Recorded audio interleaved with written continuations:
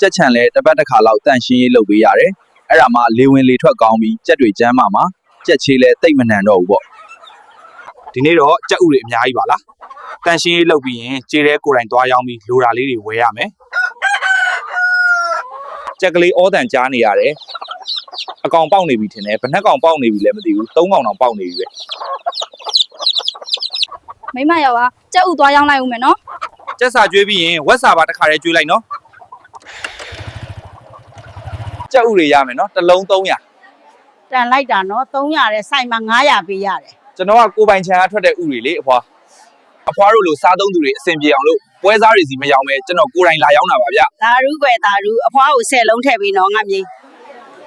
ကြက်ဥလဲကုန်ပြီဆိုတော့ပြန်တော့မယ်အကိုတော့ကျွန်တော်ဟိုထုံးစံအတိုင်းငပိအစိမ်းတစ်ပိတ်တာပေးဗျဝက်တွေကအစာတဲ့ငပိထဲမှာပို့စားတာဗျမိမရေဒီမှာကြက်ဥရောင်းရတဲ့ပိုက်ဆံကြေးတန်လို့တဲ့သူတို့လည်းပျော့နေကြတယ်နောက်လဲလာအားပေးမယ်တဲ့ခဏပဲရောင်းကုန်သွားတယ်တယူးစေတနာတယူးမေတ္တာပေါ့ရပါရဲ့